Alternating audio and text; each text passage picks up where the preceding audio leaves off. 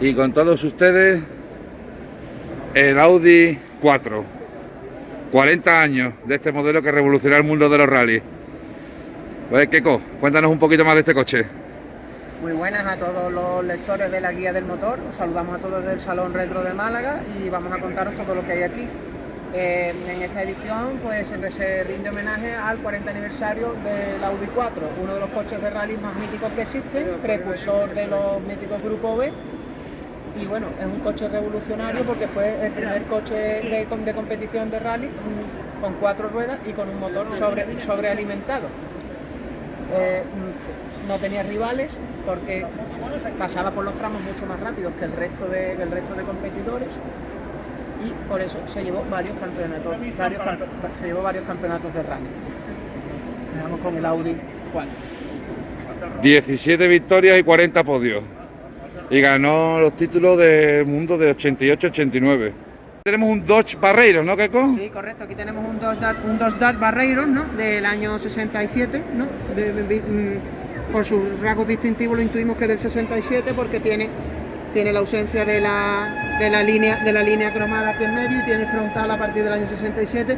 Pues este Dodge está magistralmente restaurado o bien conservado, no sabemos, parece que restaurado. Sus ruedas de banda blanca, con sus llantas todo absolutamente de serie y en el color rojo guinda, era el color que salía en el catálogo. Coche con motor de gasolina de 6 cilindros en línea y 3,7 litros. Esto es una maravilla americana española.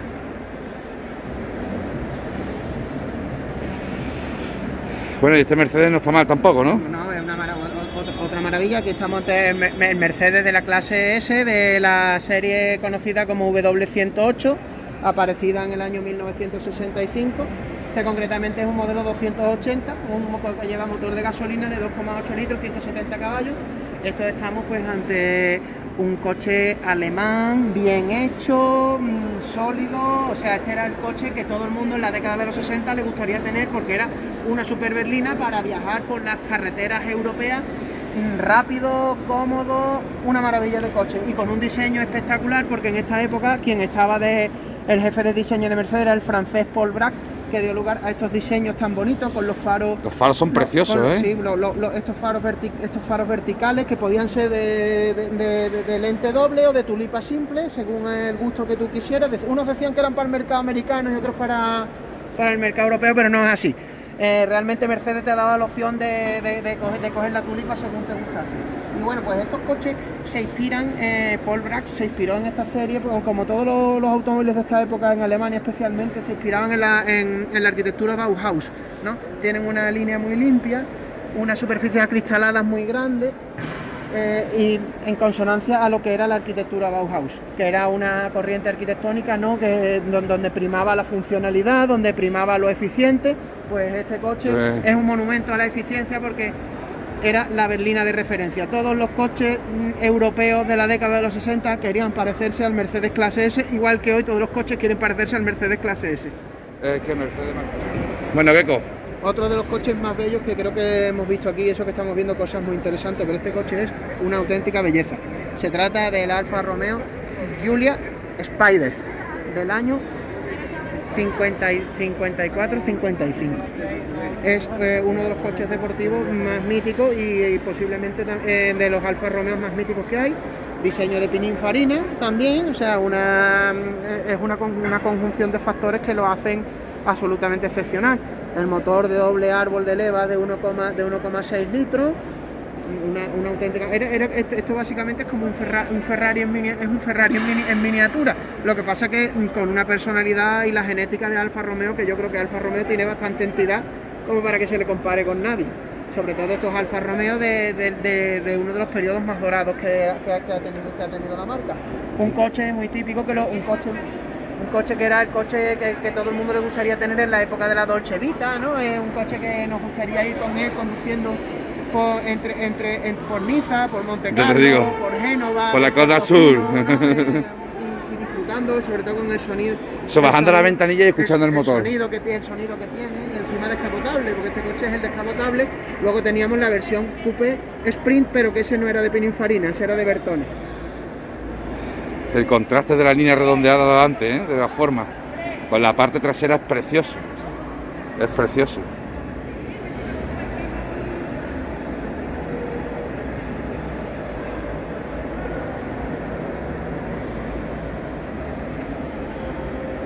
Hacemos uno del...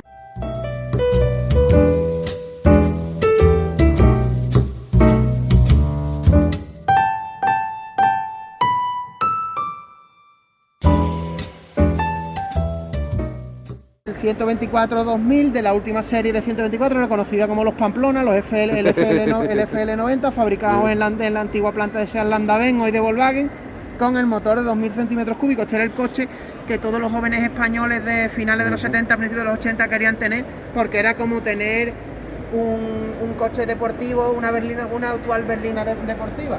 Tenía la suspensión de atrás, llevaba la misma suspensión que la versión ranchera, porque era un coche muy agresivo en su andar, y para agarrarse más a la carretera le habían puesto la versión de la suspensión ranchera que era más robusta porque tenía que aguantar más peso. Pues a esto se la pusieron a la berlina. Sí, esto es como los chavales que iban buscando el Golf GTI, coches chiquititos, rápido, potente, con prestaciones. Efectivamente, lo mismo más o menos. Este es un coche que tiene 2000 centímetros cúbicos y 115 caballos, que para su época era una potencia bastante, teniendo en cuenta el parque automovilístico que teníamos en España, que aún seguía siendo limitado, pese a que ya había, porque ya eran los últimos años del proteccionismo, ya el aperturismo económico se era cada vez más fuerte.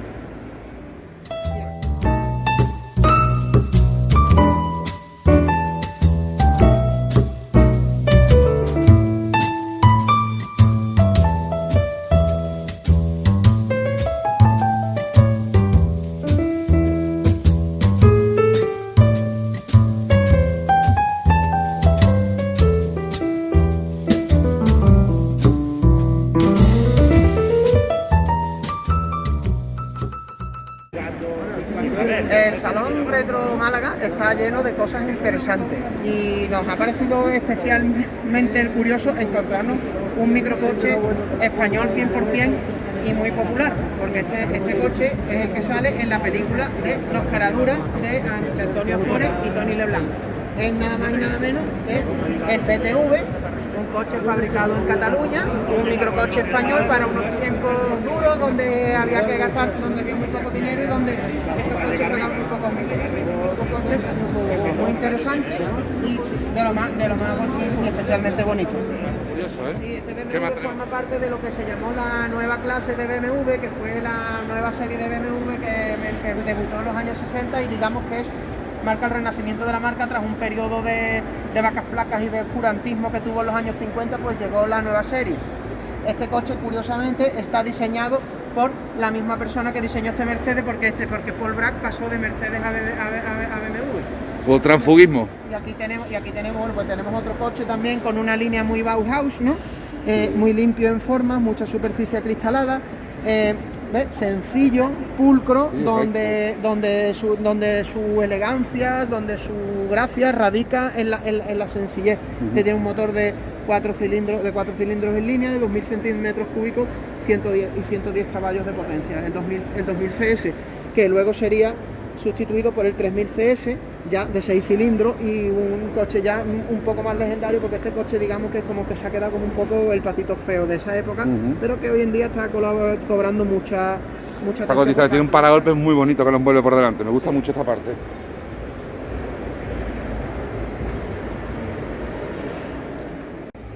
El inconfundible León de Peugeot, y estamos también ante un coche muy popular en la Europa de los años 50, final de los 50, principios de los 50, principios de los 60, como es el Peugeot 403, y al que mucho sonará porque es el coche que llevaba el detective Colombo, ese desaliñado detective interpretado por Peter Falk, tan famoso, ¿no?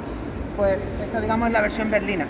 Este coche está diseñado por Pininfarina y marca el inicio de la colaboración histórica entre Pininfarina y Peugeot, y está considerado de las berlinas más elegantes y más de su tiempo, porque es un diseño sencillo, elegante, y que le confiere al coche mucho encanto, aun siendo un coche de masas, porque este coche al final de cuentas era una berlina grande, pero era una berlina que también accesible, económica, ¿no? Y Y accesible, exactamente. Sí. El Mercedes 190 SL, código interno R121. Bueno, pues estamos ante Este es uno de los grandes representantes de la saga de coches deportivos de Mercedes, de hecho de deportivos dicho entre comillas, porque ya sabemos que los SL eran coches rápidos, pero eran a la vez cómodos, y este digamos que es el hermano pequeño y el hermano pobre también entre comillas del mítico 300 SL a las de Gaviota. Ajá. No obstante, era un coche también muy exclusivo, un coche muy fino, llevaba un motor de 4 cilindros en vez de llevar motor de 6 cilindros. Este coche normalmente era para que el 300 SL era un coche muy temperamental, muy nervioso, entonces este era para seducir más a la gente que buscaba un coche que fuera todo imagen, básicamente, que te importaba, porque al final de cuentas este coche lleva el mismo motor que la berlina Pontón 190, ¿no? Un motor de 1,9 litros y 100 caballos, un motor normalito, pero lo que la elegancia radica pues en ese diseño tan fantástico que tiene este coche. Bueno, a mí el capó me parece una obra de arte, digo, el frontal en general, el trasera también, porque va todo en sintonía. Pero el frontal y el paragolpes, la rejilla delantera... Los años 50 en Mercedes eran fabulosos y dieron lugar a unos diseños Mira qué maravilla. Y bueno, pues este coche como a los más aficionados al cine, pues podréis recordar esa película Alta Sociedad, que es el remake de Historia de Filadelfia, donde podemos ver a Frank Sinatra y a Grace Kelly, los dos subidos en un coche como este, pero de color gris. Es precioso. Me tiene enamorado.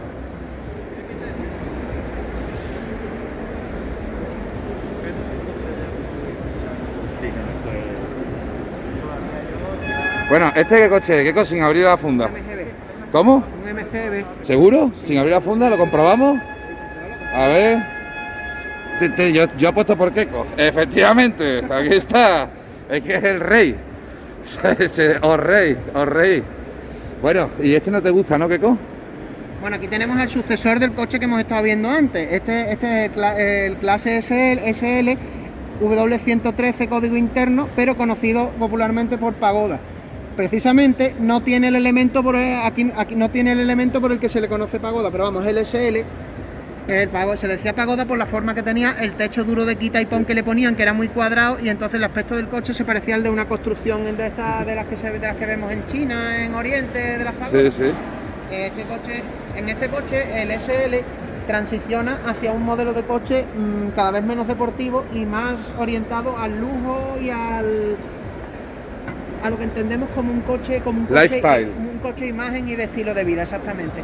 No obstante, este coche iba equipado ya con un motor de 6 cilindros también, contrariamente a ese. Este coche se vendía en 3 versiones: el 230 de 2,3 litros, 150 caballos, el 250 de 2,5 litros y 160 caballos, y el 280 de 2,8 litros y 170 caballos.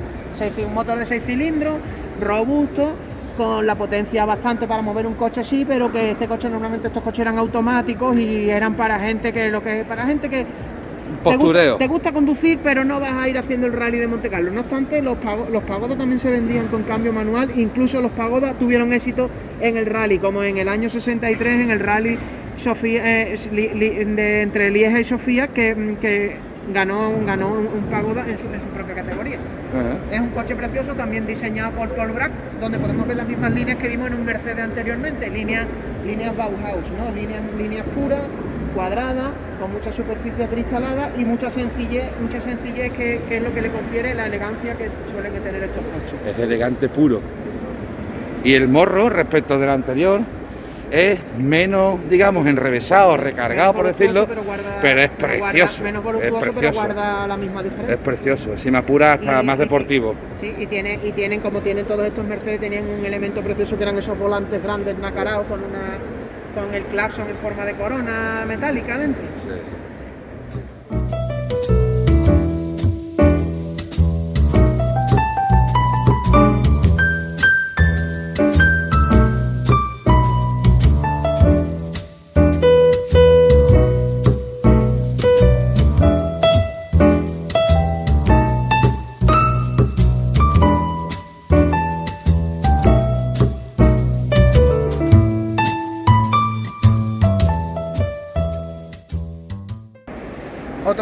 Un coche muy especial no solo por su nombre. Este es el SEAT 850 especial, 4 puertas. El SEAT 850 es el equivalente al Fiat 850 porque, como todos sabéis, SEAT fue una empresa española que se origina como una especie de joint venture entre el gobierno español y la Fiat para producir en suelo español modelos SEAT.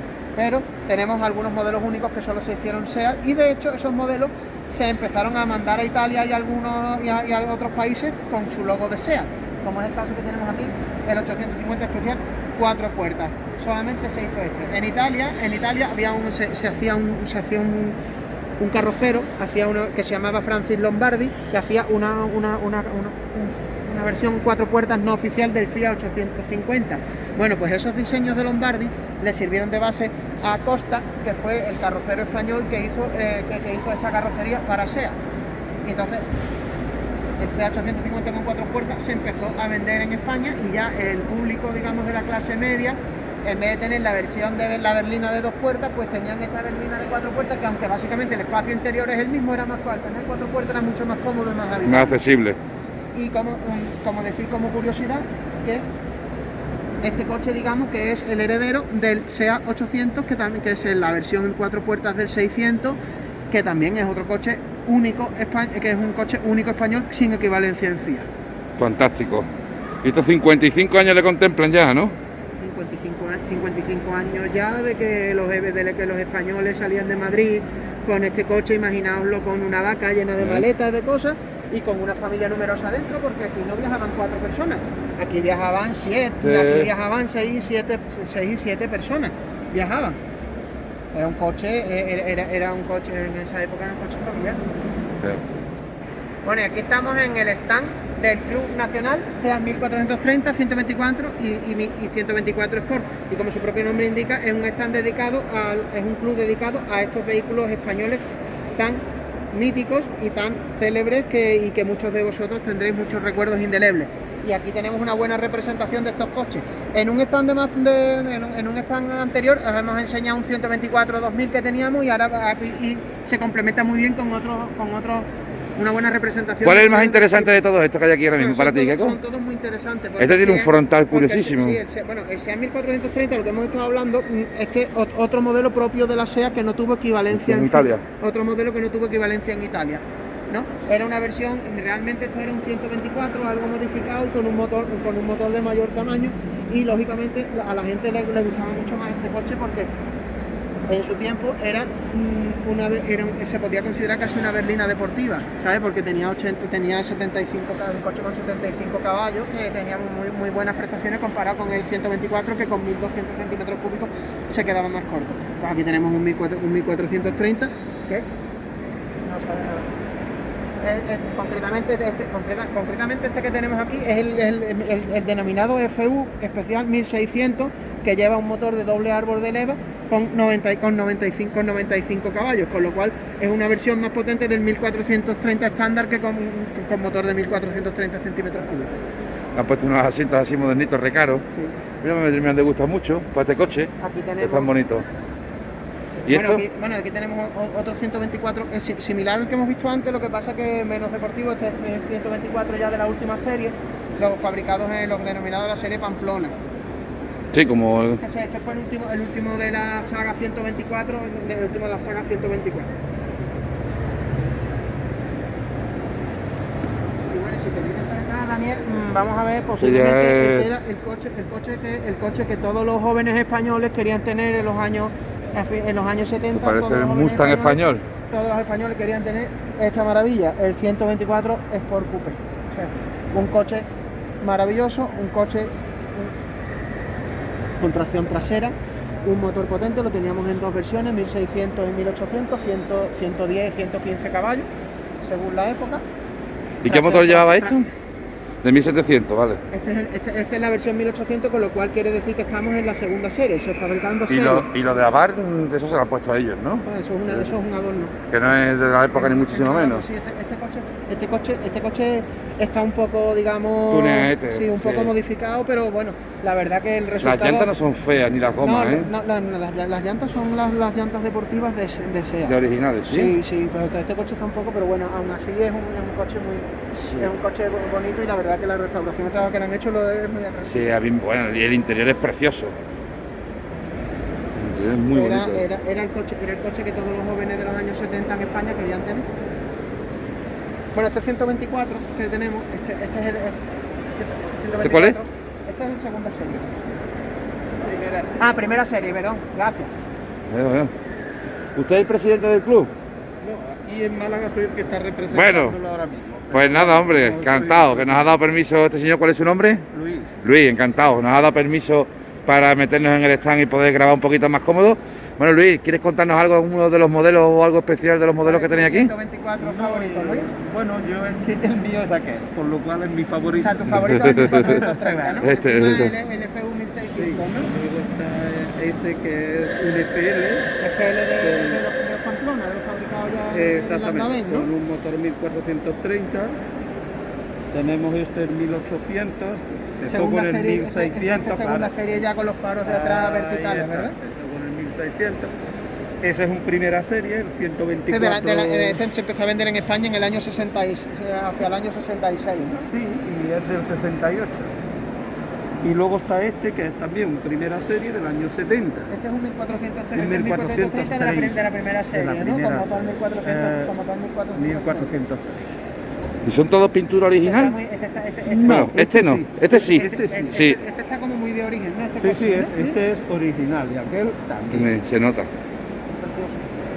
No tiene los asientos Eran originales. los coches favoritos de Y los aquel también, ¿eh? Aquel Sí. también es Uy, original. estos eran los coches favoritos de las películas de los cacos y eso, Bueno, del claro, torete y eso, ¿no? estos Que eran para los- salir huyendo de la policía rápido, ¿no? Estos eran los que rodaban en 3 segundos y se perdían en 10. Pues muchas gracias, Luis. Mi abuelo, Muchas gracias, Luis. Mi abuelo- Nada, Mi abuelo tuvo este, es que yo siempre, es que verdaderamente en primera serie y segunda serie el frontal era el mismo, lo que cambiaba eran los faros de atrás, ¿no? Yo el primero que tuve era este, con este color. Mi abuelo tuvo uno amarillo, no este, sino No, más amarillo, más crema. amarillo. Como la crema pastelera, amarillo vainilla. Amarillo vainilla. Ese era el mío. Y luego tuvo un 1430 con el techo blanco con el techo de vinilo negro. Mm. Y le puso las llantas, las rostiles, las rostas, ¿te acuerdas? Las Sí. que lleva el 132. Le puso esas llantas. pues Luis, muchas gracias, encantado. Ya.